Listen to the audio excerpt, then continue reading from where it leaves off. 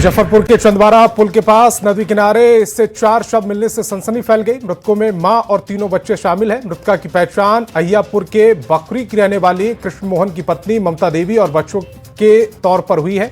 पति ने आरोप लगाया कि अज्ञात नंबर से कॉल करके युवक ने बताया कि वह ममता से शादी करना चाहता है, इसलिए उसका अपहरण किया गया।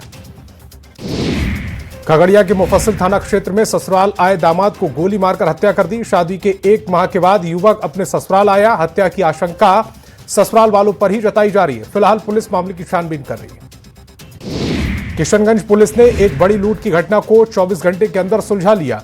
पुलिस ने 12 जनवरी को किशनगंज थाना क्षेत्र में हुई लूट की वारदात में शामिल 3 अपराधियों को गिरफ्तार किया। मौके से पुलिस ने लूटा गया कैश, 5 मोबाइल फोन, 1 बाइक भी बरामद की। समस्तीपुर के आलमपुर वदिया गांव में लापता बच्चे का शव बरामद किया गया। 6 साल से बच्चे का शव मिलने से इलाके में सनसनी फैल गई। 11 जनवरी से बच्चा लापता था। बच्चे का शव घर में करीब 100 मीटर दूर मरगंग नदी में तैरता हुआ मिला। भागलपुर में न्यूज 18 की खबर पर एसएसपी ने संज्ञान लिया। 2 नाबालिग लड़कियों के लापता होने के मामले में पुलिस एक्टिव हो गई। एसएसपी ने परिजनों को कार्रवाई का भरोसा दिया। एसएसपी ने कहा कि वह खुद मामले की जांच कर रहे हैं। पटना पुलिस ने जानीपुर हत्याकांड का खुलासा कर दिया। पैसे और अवैध संबंध को लेकर महिला की हत्या हुई। पुलिस ने हत्या के आरोपी पति समेत 2 लोगों को गिरफ्तार किया। पति पर जमीन दिखाने के बहाने ले जाकर हत्या का आरोप है।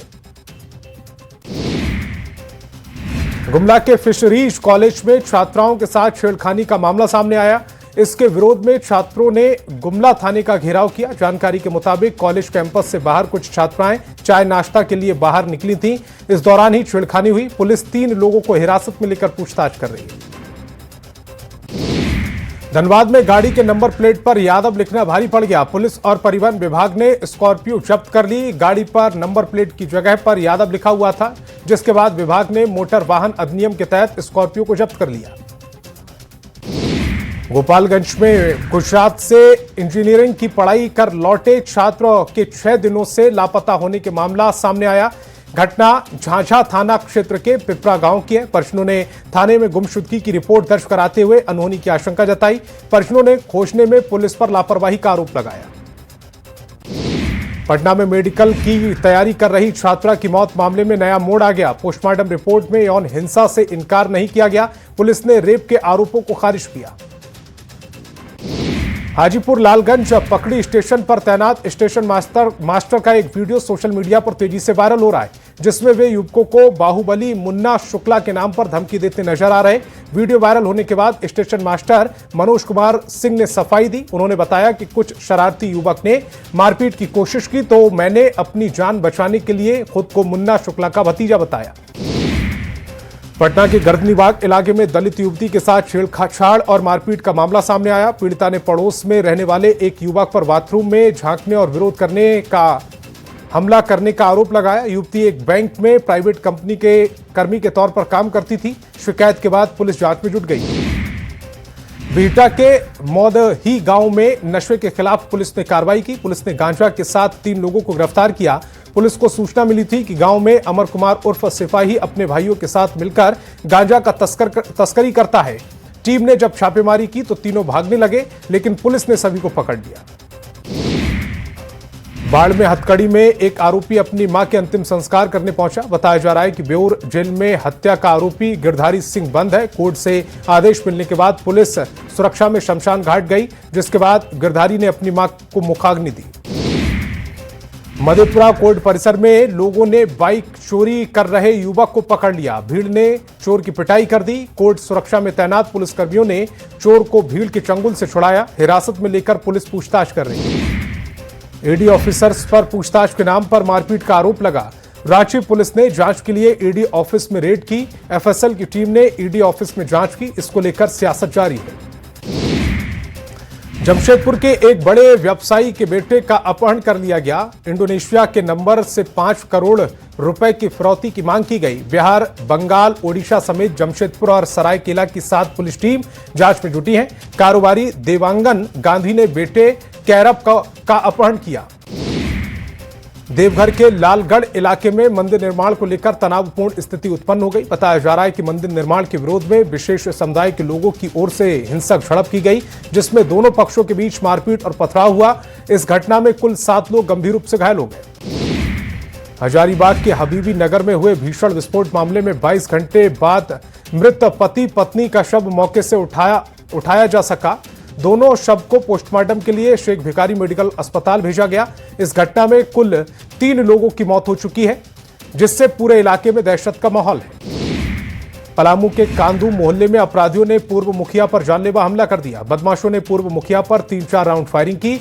नवीन प्रसाद अपनी जान बचाने के लिए पास की एक चाय की दुकान में घुस गए, लेकिन अपराधियों ने वहां भी गोलियां चलाई, जिसमें नवीन प्रसाद के साथ साथ दुकानदार घायल हो गए। चाईबासा के झींक पानी क्षेत्र में इंजीनियरिंग कॉलेज में छात्र की मौत हो गई। दौड़ प्रतियोगिता के दौरान छात्र की संदिग्ध मौत का आरोप है। परिजनों ने कॉलेज पर लापरवाही का आरोप लगाया है। कॉलेज की ओर से परिजनों को 50,000 कैश और 1.5 लाख रुपए का चेक दिया गया। धनबाद के बाघमारा थाना क्षेत्र में 9 साल के बच्चे को संदिग्ध महिला मां से छीनकर भागने की कोशिश की। संदिग्ध महिला बच्चे को खुद का बेटा कहकर भीड़ को उकसाने लगी।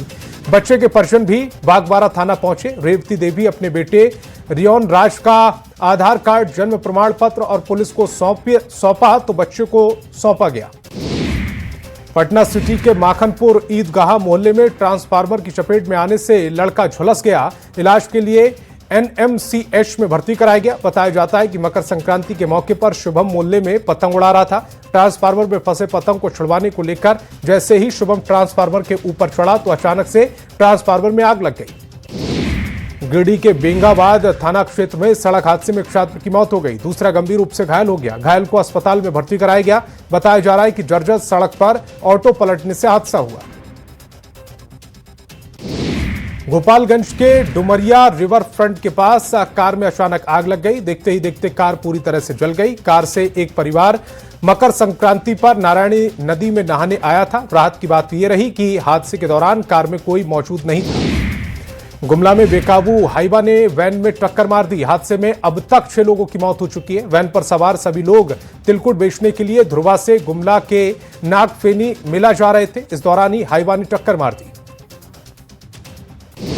मोतिहारी के पिपरा थाना क्षेत्र में सड़क हादसे में युवक की मौत हो गई। बाइक सवार युवक ने वैन में टक्कर मार दी। मृतक विपिन कुमार बंजरिया गांव का रहने वाला था।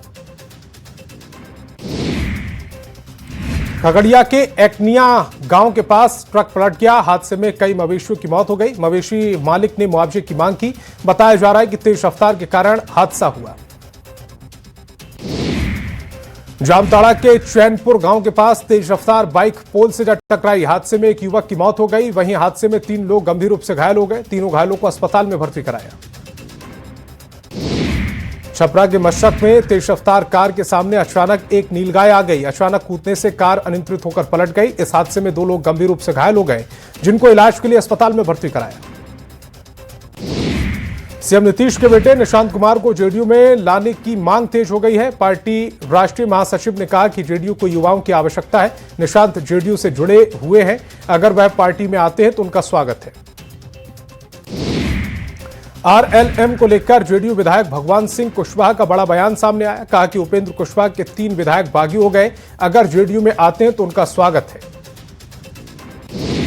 सीएम नीतीश कुमार समृद्धि यात्रा की शुरुआत बेतिया से कर रहे हैं। इस दौरान वो कई योजनाओं का शिलान्यास और उद्घाटन करेंगे। नीतीश कुमार सबसे पहले बेतिया के औद्योगिक क्षेत्र में जाएंगे और उसका जायजा लेंगे। मुख्यमंत्री के आने को लेकर तमाम तैयारियां पूरी कर ली गई। मकर संक्रांति के मौके पर केंद्रीय मंत्री चिराग पासवान ने भी भोज का आयोजन किया। चिराग पासवान के दही चूड़ा भोज एनडीए के लिए कई नेता वहां पर पहुंचे। उप मुख्यमंत्री सम्राट चौधरी समेत कई नेता इसमें शामिल हुए।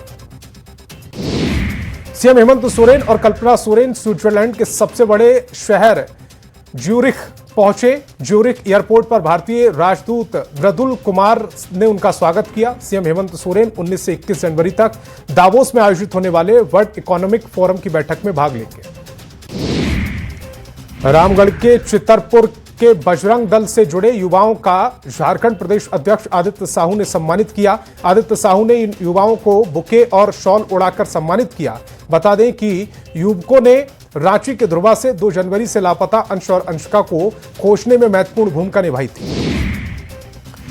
राष्ट्रीय लोक जनशक्ति पार्टी में सूरजभान सिंह की फिर से वापसी हो गई। चुनाव से ठीक पहले उन्होंने पार्टी से खुद को अलग कर लिया था। मोकामा से उनकी पत्नी ने आरजेडी के टिकट पर चुनाव लड़ा, लेकिन चुनाव के बाद फिर से सूरजभान सिंह ने आरएलजेपी में वापसी कर ली है। सूरजभान ने कहा कि अभी होश में आए हैं। वहीं पशुपति पारस ने कहा कि सूरजभान सिंह ने पार्टी में वापसी की। मुख्यमंत्री नीतीश कुमार 17 जनवरी को समृद्धि यात्रा के दौरान मोतिहारी आएंगे और मोतिहारी के लोगों को कई योजनाओं की सौगात देंगे। सीएम ने प्रगति यात्रा के दौरान जिन जिन योजनाओं का शिलान्यास किया था उसका खुद निरीक्षण करेंगे। सीएम के दौरे को लेकर तैयारियां तेज हैं।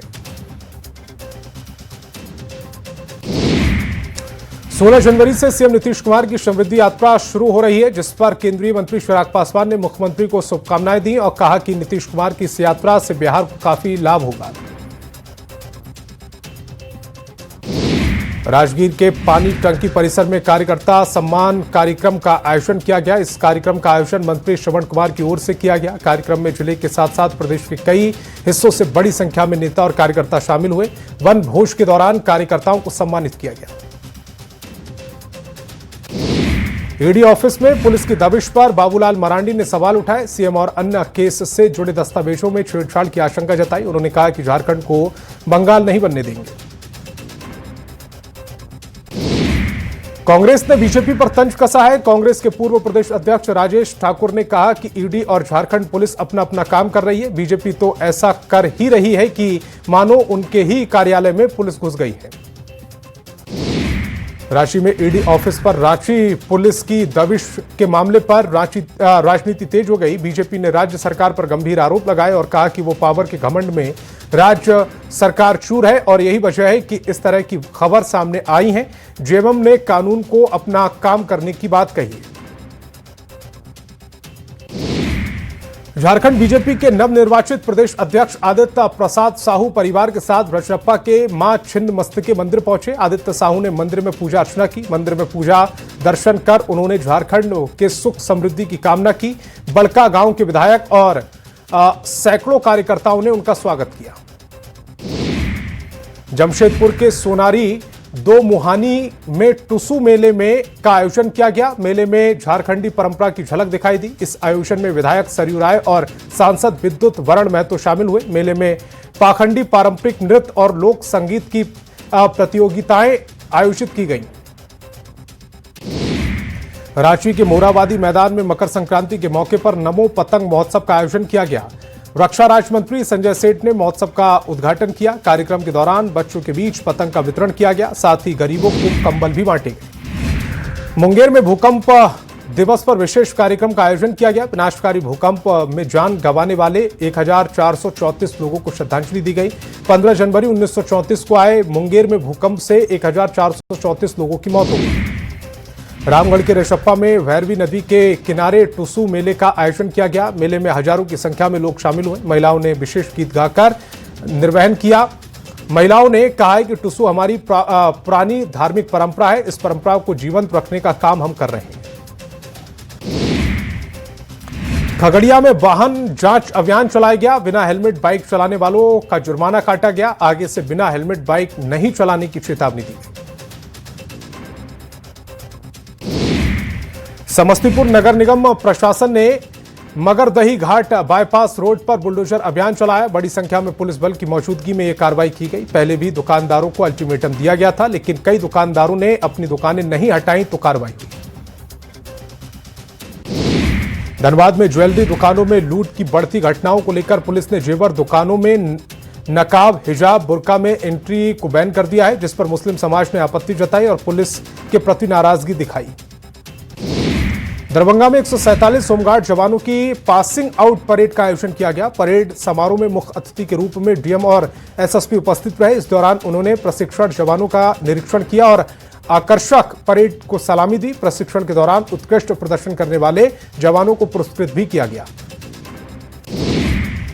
जहानाबाद के ऊंटा मखदुमपुर मौजा में सरकारी जमीन से अतिक्रमण हटाया गया। इस दौरान प्रशासन ने गैर मजूरुमा जमीन पर बने 11 घरों को तोड़ दिया। सीओ का कहना है कि पहले भी अवैध कब्जा तोड़ा गया है, लेकिन उसके बाद भी लोगों ने घर बना लिया था। जमुई के हथिया पत्थर गांव में बने सरकारी स्कूल में गांव के लोगों ने कब्जा किया। गांव के लोग स्कूल को खलियान की तरह इस्तेमाल कर रहे, छत पर धान और पुआल सुखा रहे। स्कूल के कमरे में मवेशी भी बांधने का आरोप है। बोकारो के सेक्टर 4 स्थित शोरूम में लूट के किए गए प्रयास। अब पुलिस सुरक्षा व्यवस्था को दुरुस्त करने में जुटी है। शुक्रवार को बोकारो एसपी हरविंदर सिंह एक अहम बैठक करेंगे, जिसमें सभी ज्वेलरी शॉप के मालिक के साथ साथ थाना प्रभारी और डीएसपी मौजूद रहेंगे। बैठक में सुरक्षा को लेकर कई गाइडलाइन जारी होंगी। रांची के मौसीवाड़ी में स्थित अंशिका के घर रौनक लौट आई। अंश और अंशिका अपने भाई बहनों के साथ खेलते नजर आए। बच्चों की मां मीतू कुमारी एक बार फिर सभी को धन्यवाद देती नजर आई। उन्होंने बताया कि दोनों बच्चे डरे हुए हैं और कुछ भी बात नहीं करना चाहते। राजगीर में मकर संक्रांति के मौके पर 7 दिवसीय मकर मेले का आयोजन किया गया। सुधा डेयरी बिहार शरीफ से दही प्रतियोगिता का आयोजन किया, जिसमें बड़ी संख्या में छात्रा समेत अन्य लोगों ने दही प्रतियोगिता में भाग लिया। इस प्रतियोगिता में 3 छात्राओं ने बाजी मारते हुए दही प्रतियोगिता में पुरस्कार जीता। लखीसराय में मकर संक्रांति के मौके पर कुवैया में कुश्ती दंगल प्रतियोगिता का आयोजन किया गया। कुश्ती दंगल प्रतियोगिता का आयोजन बिहार चैंपियन चंद्रभान पहलवान ने किया। इस कुश्ती दंगल प्रतियोगिता में लखीसराय जिले के चानन, रामगढ़, हलसी और जमुई एवं शेखपुरा जिले के पहलवानों ने भाग लिया। 20 लोगों की जान लेने वाले दंतैल हाथी की तलाश जारी है। फिलहाल यह हाथी चाईबासा ओडिशा का सीमावर्ती क्षेत्र में है। हाथी के वापस चाईबासा लौटने की संभावना है, जिसको लेकर वन विभाग अलर्ट है। बेनी सागर से चंपुआ की ओर बॉर्डर क्षेत्र में पेट्रोलिंग कर रही है। गिरिडीह के मुफस्सिल थाना क्षेत्र में वन विभाग और पुलिस ने संयुक्त अभियान चलाया। वन क्षेत्र पदाधिकारी के नेतृत्व में वन विभाग पर अवैध कब्जे के खिलाफ कार्रवाई की। चेतावनी के बावजूद निर्माण नहीं रोकने पर जेसीबी से अवैध मकान ध्वस्त कर दिया गया। विरोध करने वाले कई लोगों को हिरासत में लिया गया। बोकारो के तनिष्क शोरूम में लूट के प्रयास के बाद बोकारो पुलिस अलर्ट पर है। इसी को लेकर चास एसडीपीओ के नेतृत्व में ज्वेलरी शॉप के दुकानदारों के साथ बैठक हुई। बैठक में पुलिस की तरफ से हेलमेट और बुर्का पहने लोगों को दुकान में प्रवेश पर बैन लगा दिया गया। देवघर एयरपोर्ट से लगातार महानगरों की कनेक्टिविटी जुड़ी है। देवघर से अब बहुत जल्द अहमदाबाद के लिए उड़ान सेवा शुरू होने जा रही, जिससे वैद्यनाथ धाम से सोमनाथ जाने वाले यात्रियों के लिए काफी सुविधा मिलेगी। इस खबर से शहरवासियों में खुशी का माहौल है।